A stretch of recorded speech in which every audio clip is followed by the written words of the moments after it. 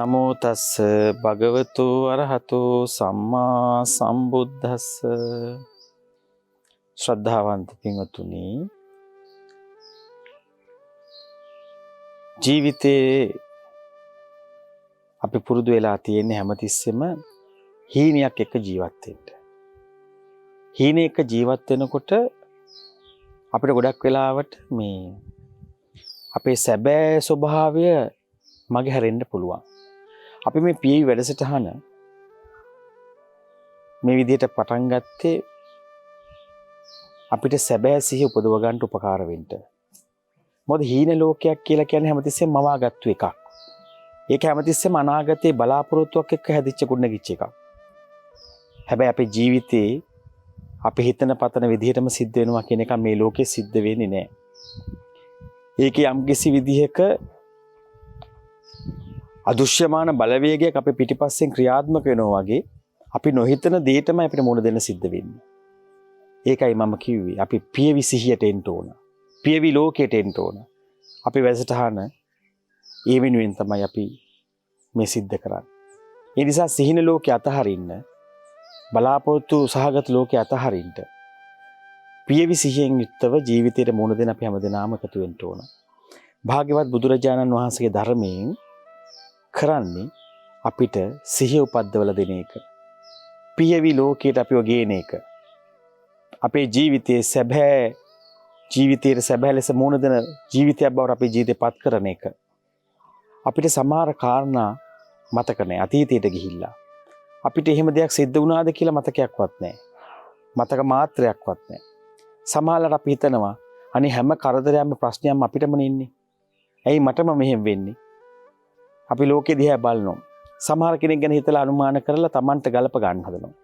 අපි හිතනවා අනේ මෙච්චර මේ ලෝකේ පව් වැඩ කරන, නරක වැඩ කරන, ඒ වගේ මේ ලෝකේ මිනිස්සුන්ට ජීවිතවලට තර්ජනයක් වෙච්ච සමහර චරිත ඉන්නවා. ඒවා මේ ලෝකේ වැජඹෙනකොට අපි හිතනවා අනේ මේ මිනිස්සුන්ට හොඳට වැඩ කරනවා. මේ මිනිස්සුගේ ජීවිතය හොඳට පවතිනවා.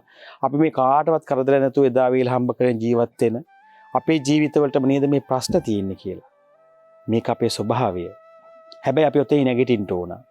අපි කොයි මොහොතකවත් ඒ කාරණාව ඒ විදිහට මයින්ඩ් හොඳ නැහැ. ඒ විදිහට මයින්ඩ් ගියොත් ඔබට කවදාවත් ඔබේ ජීවිතේ නිවැරදි වෙන්නේ නැහැ. නිවැරදි කරගන්න ලැබෙන්නේ නැහැ. භාගතුන් වහන්සේ පෙන්වා දුන්නේ අපිට හැමතිස්සෙම ජීවිතේ නිවැරදි කරගන්න වැඩපිළිවෙල. ඉතින් ඒ නිසා මේ පී වැඩසටහනේ අපි උත්සාහ ගන්නවා ඔබට ඒ බුදුරජාණන් වහන්සේගේ ධර්මය තුලින් ජීවිතය ආලෝකමත් කරගන්න, ලස්සන කරගන්න මාවත. අදත් අපි ඒ ගැන කතා කරමු. ඒ සඳහා ඔබත් අද එකතු වෙන්න අපි සමග.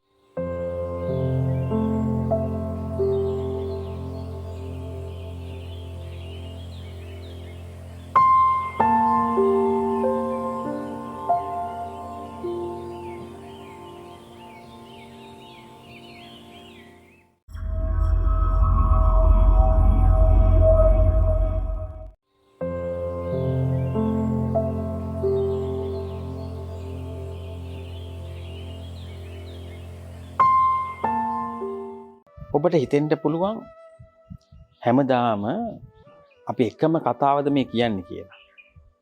මේක අපි කතන්දර කියන, කතන්දර අහන කතාවක් නෙමෙයි. මේක ජීවිතය හදාගන්න කතාවක්.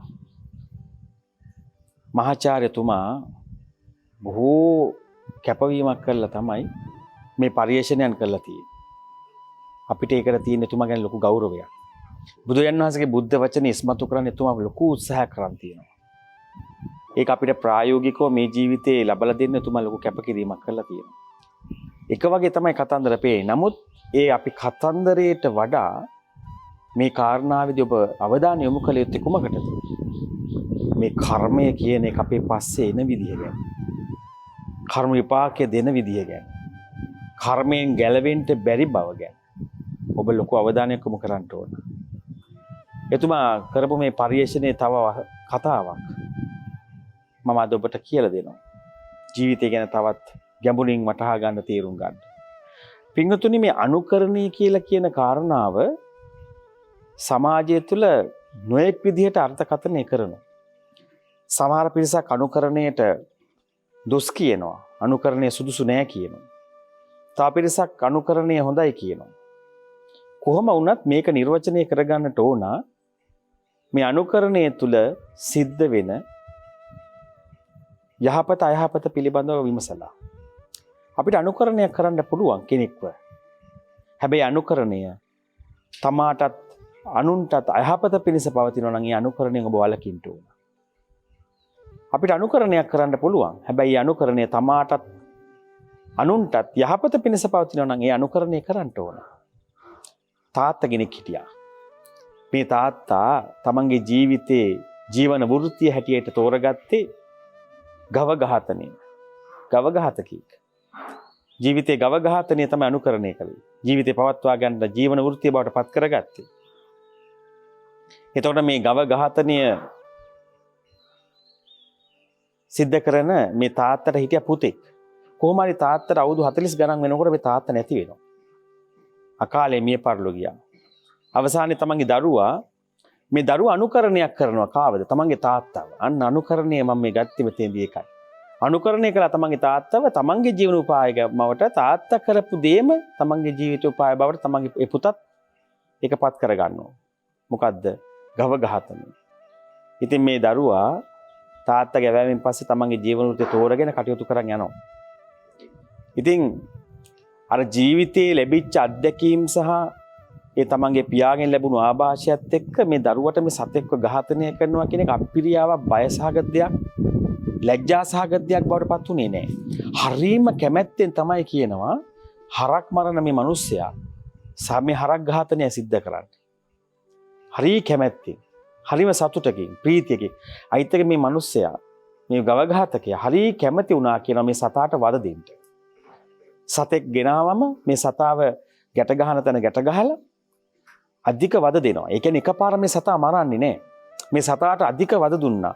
එකපාර සතාව ඝාතනය නොකර කකුල් ටික කපනවා, අවශ්‍ය තැන් වලින් මස් කපා ගන්නවා. මේ සතාව ජීවිතයේ තිබෙද්දීම අනේක විද වද දෙමින් මේ සතාගේ ජීවිතය තොර කරන්නේ. මේ බුදුම සතුටක් ලැබනවා කියනවා මේ සතා මොර දීලා කෑ ගහනකොට. ඉතින් මේ මිනිස්සයා මේ විදිහට මේ වෘත්තිය කරගෙන ගියා. යම් කාලයක් යනකොට මොකද වෙන්නේ?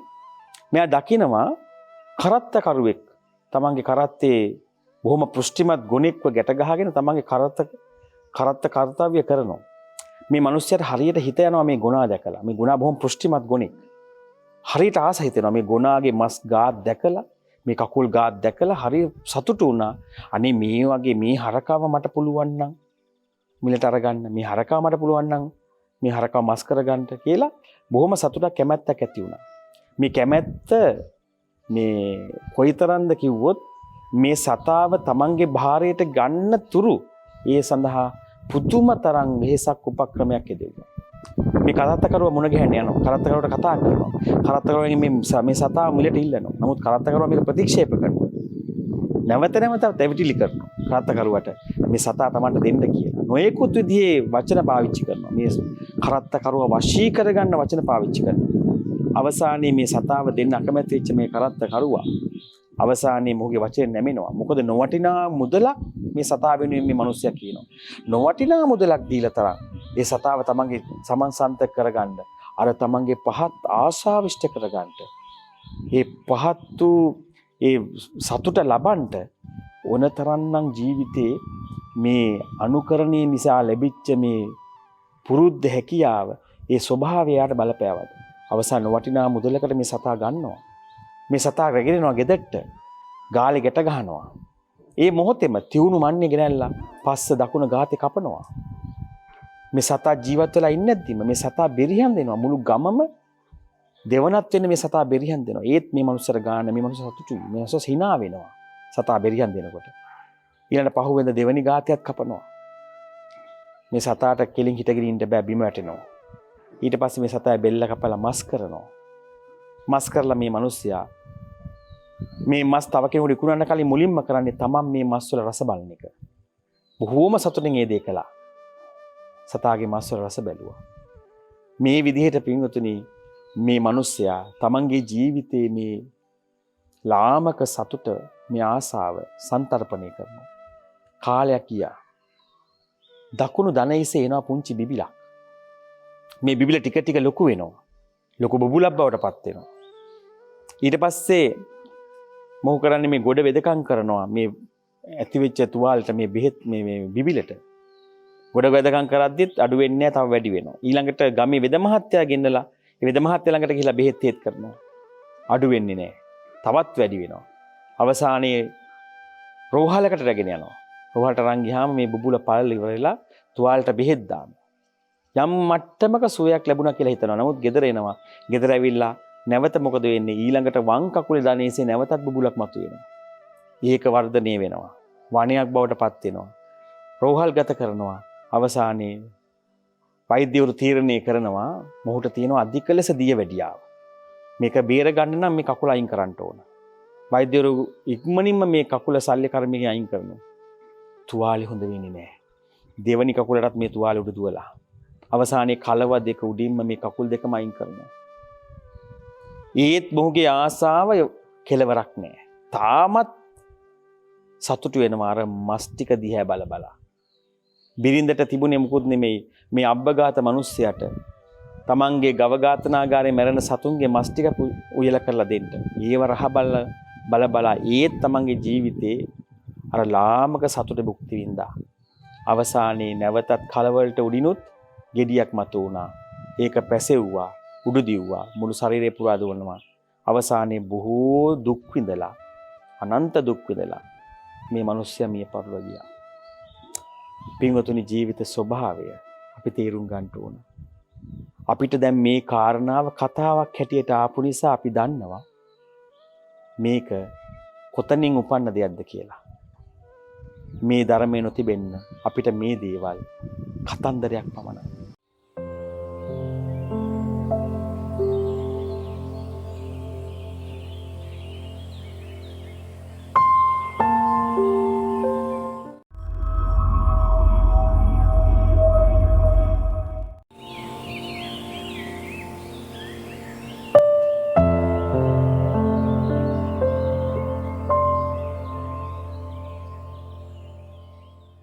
ජීවිතය අනුකරණය පිළිබඳව මේ කතාවෙන් හොඳ පාඩමක් අපිට ඉගෙන ගන්න පුළුවන්.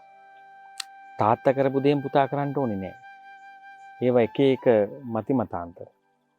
හැමතිස්සෙම ඔබ විමසන්න ඕන අනුකරණය කියන කාරණාව Tamanටත් අනුන්ටත් යහපත පිණිස පවතිනවාද කියලා.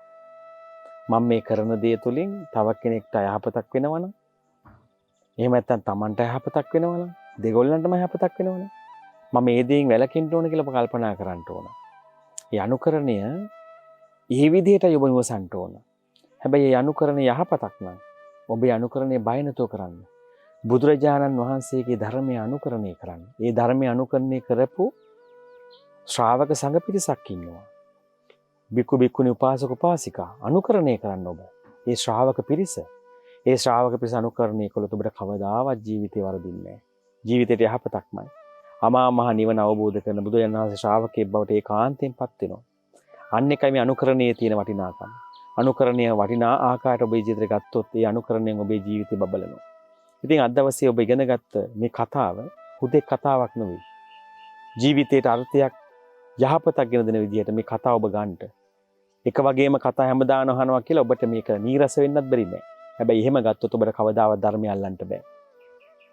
අපි මේ ධර්මයේ භාගතුන් වහන්සේ පෙන්වා දෙමු.